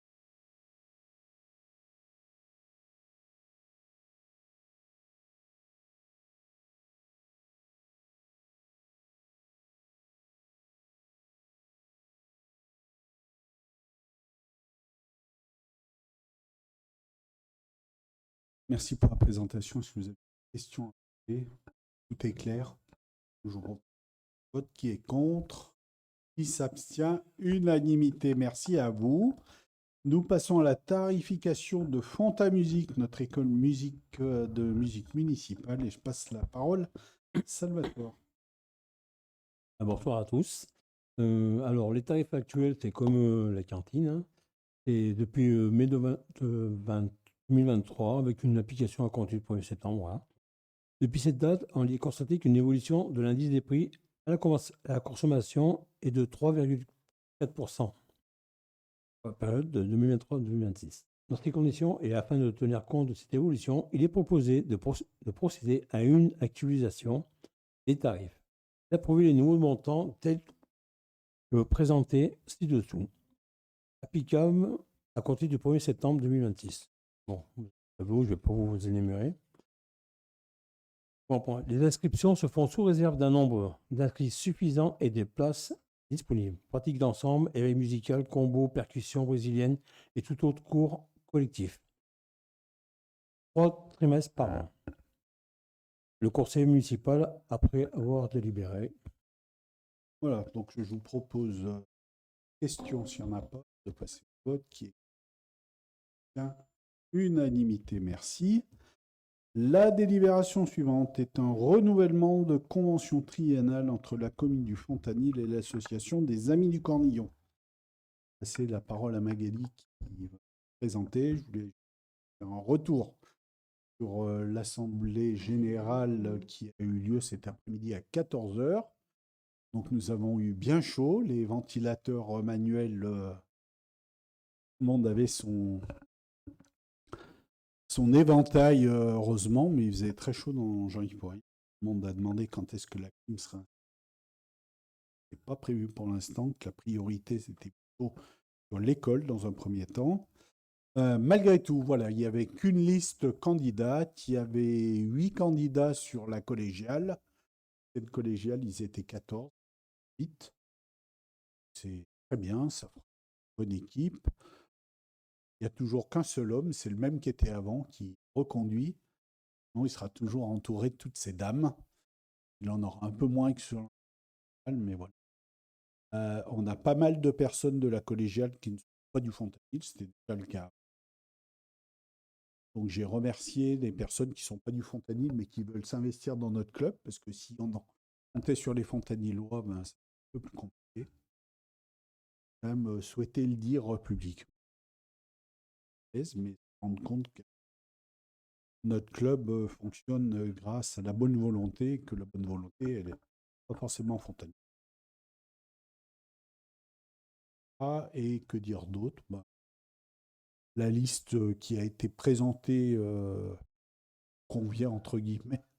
Elle est pas, il n'y a pas de politique, il n'y a pas de volonté de faire une révolution. C'est pour ça que je vous avais évoqué le fait que si ça se passait mal, on ne présenterait pas la délibération, mais plutôt comme ça, c'est plutôt bien présenté. Et Ali va pouvoir présenter la délibération. Alors, il vous est proposé de renouveler la convention entre la commune et l'association Club des Amis des Cours.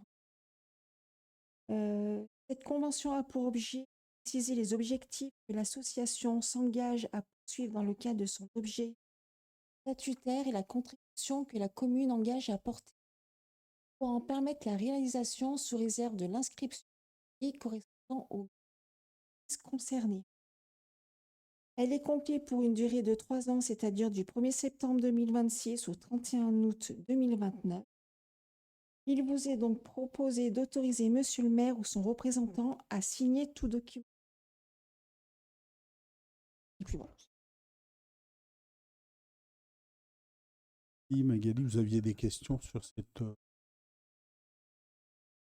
convention. Bon, elle est renouvelée dans les mêmes termes qu'il y avait avant. Il y a peut-être quelques petits ajustements, mais grosso modo, on reprend les mêmes termes. Donc la question, c'est est-ce que vous m'autorisez, enfin vous autorisez un représentant de la commune à signer cette convention? Unanimité, merci beaucoup. Nous allons passer à une deuxième convention dans la série et le renouvellement de la convention qui est également triennale entre la commune et la MJC. Je repasse la parole à Delphine. Donc,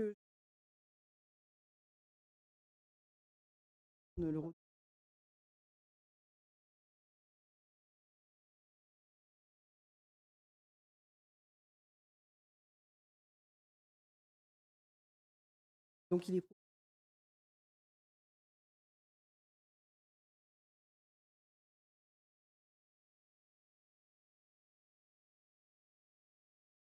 et aussi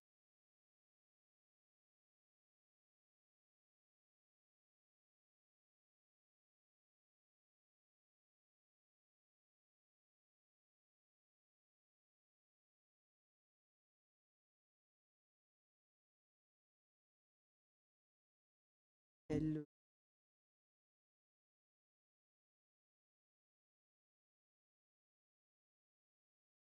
Donc je vous propose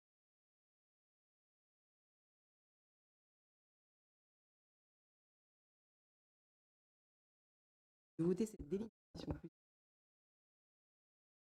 Merci Delphine. Oui.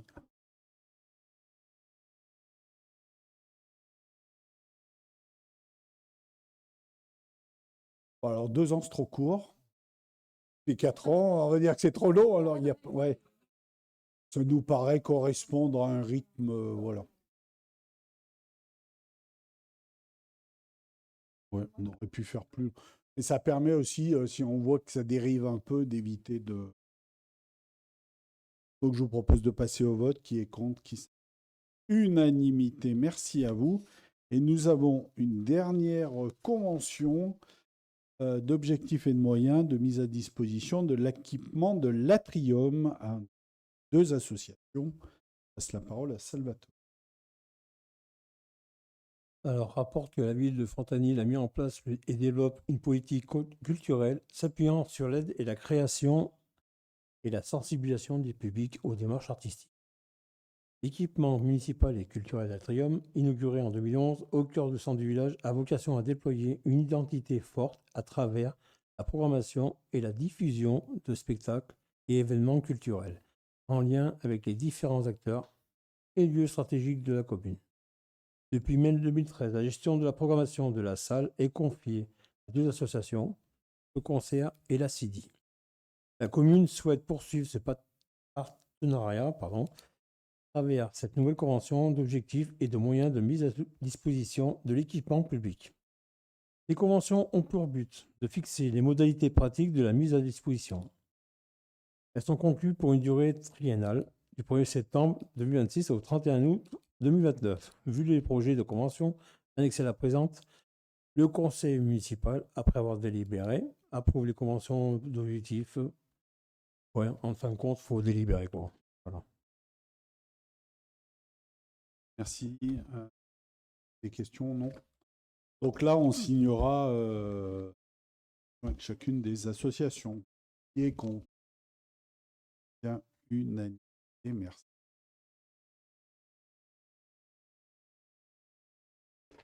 On passe à la délibération qui est le droit de formation des élus. Oui, il y a beaucoup de pages là.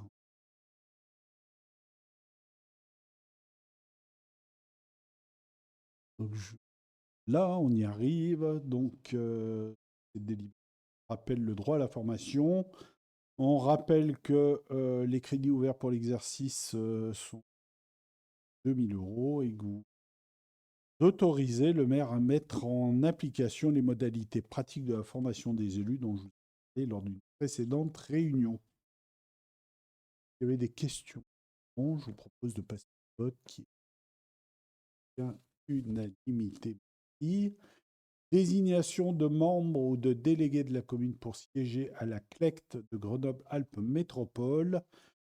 Donc, cette institution dont je vous ai parlé pourrait être amenée à se réunir si de nouveaux transferts de charges étaient décidés par le législateur ou par la métropole, ce qui est mandat durant 7 ans ou 6 ans. Évolution au cours des années. Donc, je propose d'être nommé comme titulaire que je suis depuis un grand nombre d'années. Vous êtes d'accord que je continue cette mission? Je vous propose de m'élire. Contre, s'abstient. Unanimité, merci. Nous avons la désignation de membres ou de délégués pour la commune pour siéger à l'établissement public local. Donc, on en avait déjà parlé au début. Donc, on avait prévu de nommer Isabelle comme titulaire et Nadège comme suppléante. Est-ce qu'il y a contre les abstentions? Eh bien, mesdames, félicitations, vous êtes élus à l'unanimité. Vous aurez plaisir et aux réunions de l'EPFL.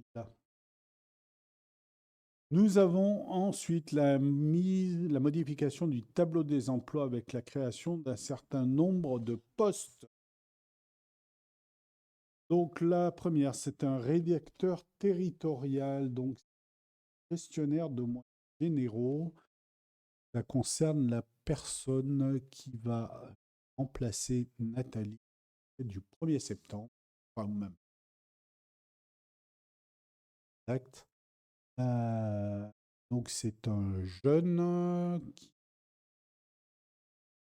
l'année dernière s'appelle Antoine Gomez, qui a fait un stage à la mairie cadre de Master 2 droit public, on recrute. Physiquement, il prendra la place de Nathalie. Vous avez vu que Nathalie, pour ceux qui vont changer de bureau, puisqu'elle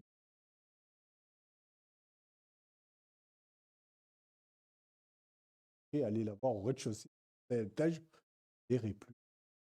Donc Nathalie affectée sur de nouvelles missions. Pour l'instant, elle garde toujours ses anciennes missions, mais elle prendra progressivement à son départ à la retraite. Nous avons ensuite la création d'un adjoint technique territorial à temps complet. Là, c'est un agent qui est parti en disponibilité à la crèche, réorganisation du temps de travail à temps complet, un assistant d'enseignement artistique, 6h45 par semaine à partir du 1er septembre. Donc, ça vise à remplacer le prof de l'école de musique qui avait un statut d'auto-entrepreneur qu'on avait jusqu'à présent. Où on va créer un poste non titulaire à partir du mois de septembre.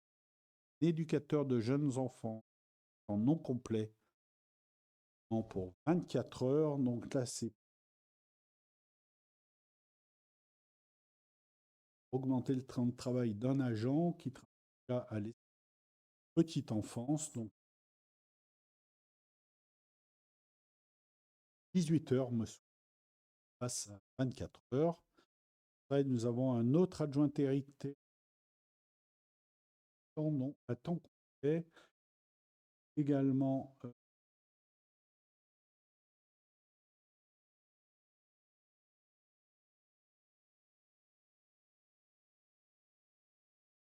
agent de la cantine. Et l'objectif, je vous parlais du fait que précarité, on a des leur temps de travail et de titulaire, enfin de les mensuels stagiairiser, voilà, je vais y arriver, de manière à leur donner une perspective et une certaine sécurité dans leur travail. Et nous avons un autre adjoint territorial technique, 22 heures sur également à l'école de musique. Et nous avons, pas l'école de musique, cantine, à 6 heures sur 35. Et c'est la... Donc je vous propose de voter. Je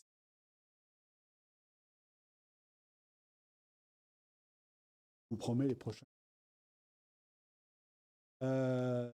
Et la dernière délibération, c'est les conditions d'occupation du logement précaire. Donc, c'est le logement qui est complexe René Terpan, qui sera agent des services, qui sera libéré par l'occupant actuel. Vous avez rappelé dans la réunion préparatoire, donc 50% de la valeur du loyer, mais et voilà, et contrepartie, 50% des actions de la selon des modalités qui sont définies de manière précise. Qui est contre? Unanimité. Et pour finir, 2 décisions administratives. La première qui date du 26 mai 2026 demande subvention au département pour la réalisation du diagnostic préalable qui comportement relevé architecture, historique du bâti structurel et une étude sanitaire en maison de la salle playback. Donc, on demande à hauteur de 6 000 € au département sur dépenses de 30 dernière décision. Et du premier jour, décision administrative, premier jour, concerne raison des repas en liaison froide avec le restaurant scolaire. Donc, qu'on est message de la décision modifiée que vous avez.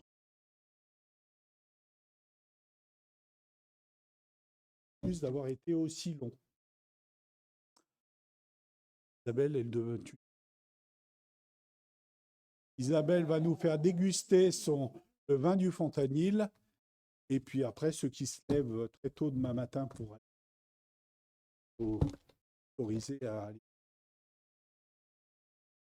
Ah oui, je clôture la séance, pardon, excusez-moi. Et je clôture la séance.